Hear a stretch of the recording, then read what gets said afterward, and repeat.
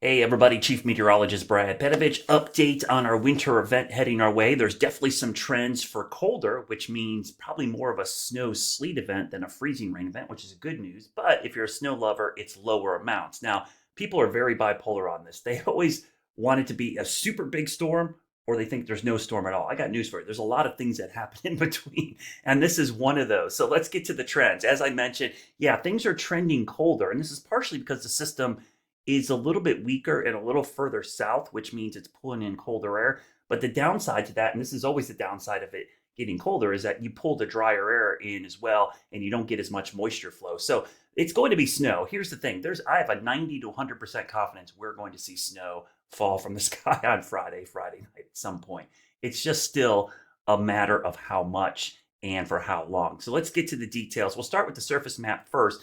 Kind of an interesting side note here. You probably have seen, and I posted about the crazy wildfires and firestorms going on in Southern California. Believe it or not, the low pressure system that's heading our way is partially responsible for both because this low pressure system over Baja California is part of the energy ejecting into Texas that's causing this wraparound flow with high pressure off the Pacific coast, which is aiding in those Santa Ana or devil winds really cranking up across Southern California. So, just a little side note there, that is actually part of the same low pressure system heading our way. Now, temperature wise, this is not being played up enough either. It is brutally cold. In fact, we're getting a reinforcing shot of cold air tonight and tomorrow. You kind of see the clouds and even snow showers as it doesn't show up on the map, but there's basically a dry cold front reintroducing another surge of cold air. So it's still below freezing as I'm recording this just before noon, right? Across most of the area. So it's really, really cold. And this cannot be underplayed enough because what this is doing is all the road surfaces are going to be at some of the coldest temperatures we've seen in a long time. So no matter what falls, even if it's a half an inch of snow or sleet or anything, it's going to stick and cause icy roads almost immediately. So I just want you to be very, very cautious of like saying, hey, these light amounts don't mean anything. It's not a big deal. They actually do mean a whole lot. So let's get to the details here. So why is our system not going to produce probably big time totals? Well, here's our system. You can see it. That's the low that's causing the wildfire wind as well in Southern California. Notice as it moves into Texas, it tries to crank up, but as it pushes east, it gets stretched out, piece of energy left behind, and it never winds up. So what happens is this moves through as a weaker system through the Carolinas instead of becoming a bigger dip and more of a negative or even neutral tilt to the trough. So we're just going to see a fast moving kind of system move through it. It doesn't crank up. Now, if there's still a chance, maybe it tries to spin up a little bit, that can enhance the snowfall totals and maybe put in more moisture. But right now, because of the nature of this, if you see it, it just kind of races through and doesn't do much. That's why it's a minor event as far as amounts, but it could end up having a big impact on the road. So let's go back to the totals I'm thinking about. My boomer bust forecast, 60% chance this is going to be a trace to an inch, but there's still a 30% chance it could be 1 to 2. So if you combine those, that's a 90% chance that we're going to get between a trace and 2 inches. That's a pretty high confidence.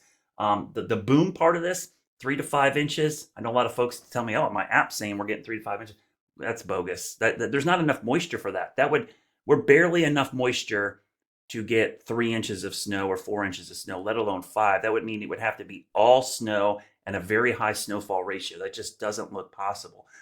Zero chance, there's zero amount, 5% chance. So I still got to keep that in there. But those two are the outliers right now for the amounts. Now, as far as timing, the good news is I think this will be primary snow. Now, this does not include amounts, just the timing.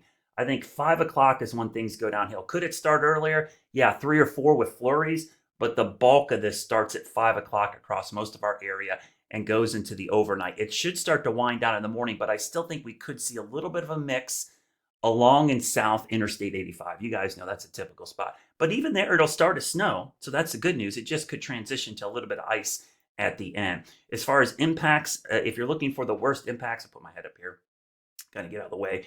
I do think it's going to be overnight. Sunset Friday, 5 p.m. to sunrise. But those hazardous travel conditions could linger for a while because the temperature will be cold Saturday morning until about noon. It might take a while for us to get above freezing. So the roads could be really slick. Again, it may not be a winter wonderland, but there could be black ice on just about every road out there. So it's definitely something to keep in mind. Here's my updated map just to give you an idea.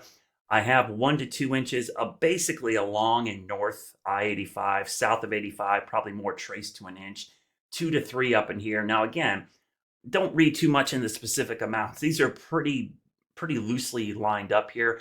There could be some burst here and there, but if you were to, if you had to say, Brad, what is the amount we're going to get in Charlotte? Well, I looked at every piece of data there was, right? All the ensembles, like 103 ensemble members, and the average snow for Charlotte out of the 103 snowfall ensembles was 1.4 inches for Charlotte. So about an inch and a half, right? So that's kind of the mean. So plus or minus a half an inch kind of gets you in these ranges, right? So I'm not too super concerned. Now, ice, not a huge deal, but man, I tell you what, you get ice on top of that snow. This is why travel could be a real big issue and kind of underplayed a little bit, even though it's light. Still a glaze to a tenth of an inch possible across areas along and south of I-85. So that's something to keep in mind as well. The snow meter is going to remain at a 4 just because it's a legit chance of snow. Do I buy bread and milk or Charlotte close? Well, Charlotte probably will close regardless, but it shouldn't. I mean, Friday night, Saturday morning, yeah, rough roads, but once the sun comes up and they get some salt out there, things should improve pretty quickly. I'm going to show you kind of the look at the map here. So we'll go, this is our in-house model. Again, it's just one version of what could happen, but I like using this in the short term. It does a pretty good job. And again, it's going to run every 6 hours. So there will be multiple updates. So I'm going to go through Friday morning. We'll stop this at 7 a.m. You see our system to the west. By the way, there's already winter storm watches up to our west. We'll likely have winter weather advisories or winter storm watches of some kind coming up here in the next 12 to 24 hours. We'll go into Friday morning. This is noon. So notice not much over us. The mountains start to see some snow. One thing I will tell you, the leading edge of this is probably not going to be reaching the ground. So you probably got to get in here before it starts falling. But what this first batch does, it evaporates or what we call sublimates. It actually cools the atmosphere down and will actually lower the temperature. So that's why Friday, we're probably going to be stuck in the mid 30s all day. So it's going to be a pretty cold day. The snow gets here probably, I say 3, 4, maybe the earliest, but that's why 5 o'clock, the 5 o'clock hour is why I really think things ramp up. It's also close to sunset at 5 o'clock. 5:28 right now is our sunset. So we go through the evening, again, Friday night, mostly snow, right? All the way until about midnight or so. And you see the ice line gets close. So again, don't read too much. Like, Brad, it's all snow. That's what your model says. This, you're talking 25, 30-mile shifts either way. Brings in the moisture. So, the next question I get, and it's on my bingo card, could we get more? Everyone always says that, right? If we're going to get more, it's because this low pressure cranks up and starts pulling more moisture in, and we get a band of heavy snow developing on the northwest side somewhere. It doesn't look like it happens, but that's always something in the back of my mind that I'm going to keep an eye on as the system unfolds and for the future guidance that comes in. You could see as we go into the overnight, the snow lingers, and by sunrise on Saturday, it could be gone. And the sun will actually come out. So yeah, Saturday morning looks rough, but by the afternoon, we probably should be in pretty good shape. Now, this is the winter weather impact graphic. This will update every 6 to 12 hours as well. Right now, you're looking at low to medium impacts, and primarily this is because of travel, right? You're looking at the roads being icy. And I can't emphasize this enough. Regardless of the amounts, we're going to see precipitation fall. And it's going to be cold enough on the road and in the air that this is going to cause slick conditions.